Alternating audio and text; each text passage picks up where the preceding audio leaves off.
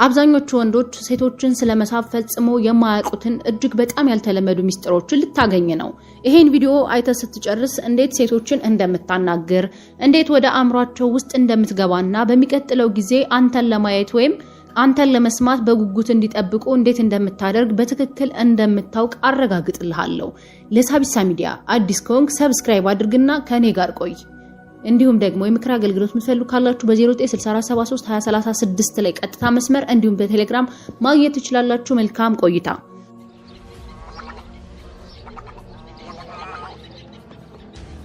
የመጀመሪያው ግንኙነትና ስህተት። አሁን ከምታናገራት ልጅ ፊት ለፊት ቆመሃል ብለን እናስብ። ለሷ ምን ማለት አለብህ? ስለምን ማውራት አለብህ?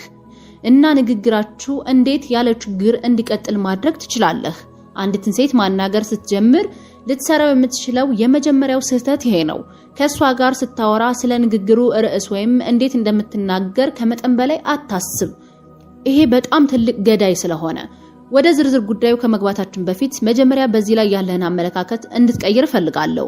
የውስጥ አስተሳሰብህን እንድትቀይር ፈልጋለሁ። ከአንዲት ሴት ጋር ስታወራ እሷም ሰው መሆኗን ብቻ ማስታወስ አለብህ። ከዛ በላይ ምንም አይደለችም። ቆንጆ ስለሆነች ብቻ ከፍ አድርገህ አትያት። ይህ ላዩን ሊመስል ይችላል፣ ግን በውስጥ መቀበልህ ወሳኝ ነው። ከአሁን ጀምሮ አንዲት ቆንጆ ሴት ባናገርክ ቁጥር እኔን አስታውሰኝና ለራስህ እንዲህ በል፣ እሷ ሰው ብቻ ናት። እስኪ ድገመው፣ ኮሜንት ላይ ጻፉልኝ። እስኪ እሷ ሰው ብቻ ናት ጻፉልኝ። በእርግጠኝነት ይሄ ወደ ውስጣችሁ ለማስገባት ዝግጁ የሆናችሁ ወንዶች እንደምትጽፉልኝ። ሁለተኛው በውስጥ ልትይዘው የሚገባው ነገር ራስህን ከፍ ባለ ደረጃ ላይ ነው። እሷን ደግሞ በዝቅተኛ ደረጃ ላይ ማየት አለብህ። አትጨነቅ።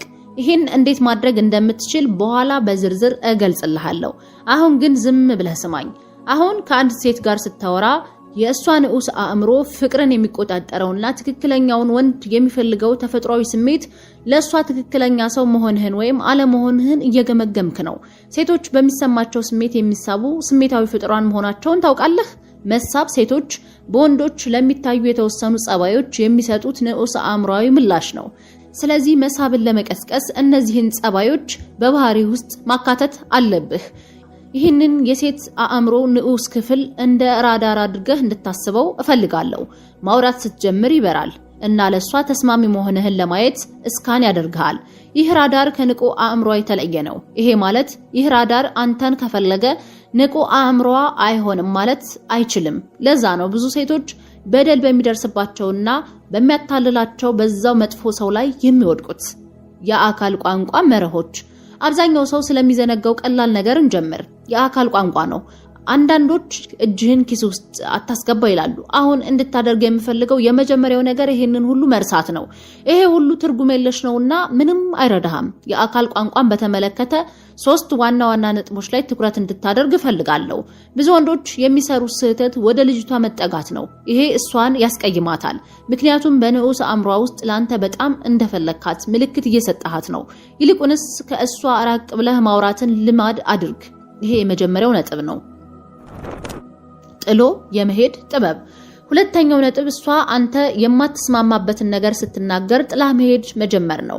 ለምሳሌ አንዲት ልጅ በጣም ፍላጎት የለኝም ካለችህ አውቃለሁ፣ ምናልባት እኔ ላንቺ ከምትችዩ በላይ እሆናለሁ፣ ለማንኛውም አንቺ በጣም ጥሩ ልጅ ነሽ ብለህ እየተናገርክ መሄድ ጀምር። ቆንጆ ሴቶች ወንዶች እንዲህ ጥሏቸው ሲሄዱ አይለምዱም። አብዛኛውን ጊዜ ወንዶች እንዲከተሏቸው ነው የሚፈልጉት። ስለዚህ ጥሏት መሄድ ላንተ ትልቅ ዋጋ ይሰጣል። ይሄም በራሱ ወደ አንተ እንድትሳብ ያደርጋታል። የምቾትና የመረጋጋት ስሜት። ሶስተኛውና በጣም አስፈላጊው ነጥብ ምቾት እንዲሰማ ማድረግ ነው። ከአንድ ትልቅ ሰው ጋር ተቀምጠህ አስብ፣ አትረጋጋም። አሁን ደግሞ ከ10 ዓመት ጓደኛ ጋር ተቀምጠህ አስብ። የአካል ቋንቋህ ምን ይመስላል? እግርህን ዘርግተህ ሊሆን ይችላል። ዘና ብለህ ታወራለህ። በሁለት ሰዎች መካከል ትልቅ ዋጋ ያለው ሰው ዘና ብሎ የተቀመጠውና ሌላኛው ሰው ስለሱ ምን እንደሚያስብ የማይጨነቀው ነው። ከአንዲት ሴት ጋር ስታወራ እጅህን ኪስ ውስጥ መክተት ከፈለክ ክተት፣ ማውጣት ከፈለክ አውጣ፣ እግርህን ማንሳት ከፈለክ አንሳ፣ ዘንበል ማለት ከፈለክም በል። ዋናው ነገር ምቾት እንዲሰማህና ዘና እንድትል የሚያደርግህን ማድረግ ነው። እሷ እጅህን ወይም እግርህን ምን እንደምታደርግ ግድ አይሰጣትም። ግድ የሚሰጣት አንተ ዘና ብለሃል ወይስ አልተረጋጋህም የሚለው ብቻ ነው። የንግግር ቀመር። ወደ ንግግር እንለፍ። ከአንድ ሴት ጋር ስታወራ ሁሉ ጊዜ እንድታስታውሰው የሚፈልገው ቀመር አለ። 50% ስለ እሷና ስለ ስብዕናዋ፣ 30% ስለ አካባቢ ወይም ስለ ሌላ ነገር እና 20% ስለ አንተ መሆን አለበት። ለምንድነው 50% ስለ እሷ? ምክንያቱም በማንኛውም ንግግር ውስጥ የሌላውን ሰው ተቀባይነት የሚፈልገው ሰው ስለራሱ ዝም ብሎ የሚያወራ ነው። ለምሳሌ የሥራ ቃለ መጠይቅ ላይ ስለ አንተ ነው የምታወራው፣ ምክንያቱም ስራውን የምትፈልገው አንተ ስለሆንክ ብቻ። ከሴቶች ጋርም ተመሳሳይ ነው። ስለራሱ ብዙ የሚያወራ ሰው ተቀባይነት ፈላጊ ነው። ሚስጥራዊ መሆን፣ ሌላው ደግሞ ሚስጥራዊ መሆን ነው። ስለራስ ብዙ ነገር ወዲያውኑ አትናገር። ብዙ ወንዶች ለሚጠየቁት ጥያቄ ሁሉ ዝርዝር መልስ ይሰጣሉ። ለምሳሌ የት ነው የምትሰራው ስትባል እዚህ ድርጅት ውስጥ ከ9 ሰዓት እስከ 5 ሰዓት ሰራለሁ አትበል። ይልቁንስ ቆይ እስኪ ገና አሁን ተገናኝተን ቃለ መጠይቅ ታደርግልኝ ነው በላት። ልዩነቱን እያየኸው ነው። ስለራስ ብዙ ወዲያውኑ ካልተናገርክ ሁሉ ጊዜ እሷ የበለጠ ለማወቅ ትፈልጋለች። ተደጋጋሚ ጊዜ ነግሬያቸዋለሁ በጣም ብዙ ቪዲዮ ላይ ሚስጥራዊነት በጣም ዋጋ አለው። ሚስጥራዊ መሆን እንድትፈለግ ያደርጋል። አንተን ለማወቅ ጉጉት ያድርብሃል። ምን አይነት ሰው ነው? እንዴት እሱን ማወቅ አልቻልኩም? የት ነው የሚሰራው? እዚህ ድርጅት ውስጥ ምንድነው የሚሰራው? በዛ ኃላፊነት ውስጥ ምንድነው ያለው? ደሞዙ ስንት ነው?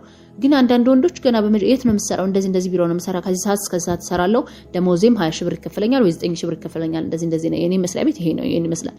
ሁሉን ነገር ዝርግፍ አድርገው ይናገራሉ። ያ ሚስጥራዊነት ምንም አንተ ካንተ ልትሰማ የምትፈልገው ወይም ደግሞ የምትጨነቅበት ጉዳይ አይኖራት። ስለዚህ ምንም አንተ ያን ያክል አንተን ለማወቅ አንተን ለማፍቀር ለማሳደድ ምናምን ጊዜ ማያስፈልጋት። ምክንያቱም አውቀሃለች። ገና በመጀመሪያው በከበሩ የምትለይ መጽሐፍ ነሃል። አንዳንድ መጽሐፍ ከበሩን አይተን በቃ ውስጡን መገመት ከቻልን አናነበውም። ግን ሚስጥራዊ ሲሆን የሆነ ከበሩና ውስጡ ላይ ያለው ነገር እንዴት ከበሩና እዚህ ጋር የምናነበው አልተገናኘም ብለን ያን መጽሐፍ እንጨርሰዋለን። ስለዚህ እንድትጨርስ ልክ እስከ መጨረሻው የሚነበብ አይነት መጽሐፍ መሆን ከፈለክ አንተ ይሄ ማለት መነበብ የሚነበብ ስለ ዝም ብሎ ግልጽ ሳይሆን በቃ ሚስጥራዊ ሆኖ ይሄን ነገር ልጨርሰው የምትባል አይነት መሳደድ የምትፈልግ ከሆነ ሚስጥራዊ መሆን በጣም ዋጋ አለው፣ ዋጋ ያሰጣል። የፈተና ወቅት ነው። አንድ ትንሽ ችግር ሊመጣ ይችላል። እሱም እሷ የምታደርግብህ ፈተና ነው። ከሷ ጋር ስታወራ የውስጥ ራዳሯ አንተን ለመፈተን አንዳንድ ነገሮችን እንድታደርግ ይገፋፋታል።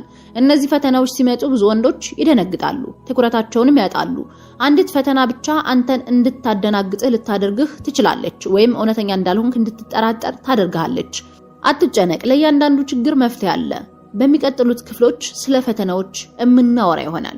ስለዚህ አንተ ከሴት ጋር የማውራት ጥበብን መማር የምትፈልግ ከሆነ ሳቢሳን ሰብስክራይብ አድርግ። እንዲሁም ለሚያስፈልጋቸው ጓደኞችህም ሼር ማድረግህን እንዳትረሳ። በእርግጠኝነት ይህን ቪዲዮ በጣም ልብ ብለህ ከሰማኸው፣ በጣም ትኩረት አድርገህ ካዳመጥከው ህይወትህን ትቀይርበታለህ። ውድ የሳቢሳ ቤተሰቦች የዛሬው ፕሮግራም ይህን ይመስላል። ለሳቢሳ ሚዲያ አሁንም አዲስ የሆናችሁ ካላችሁ ሰብስክራይብ ማድረጋችሁን እንዳትረሱ። የምክር አገልግሎት የምትፈልጉ ካላችሁ በ0964 73 20 36 ላይ በቀጥታ መደወል እንዲሁም ቴሌግራም ላይም ማግኘት ትችላላችሁ። መልካም ጊዜ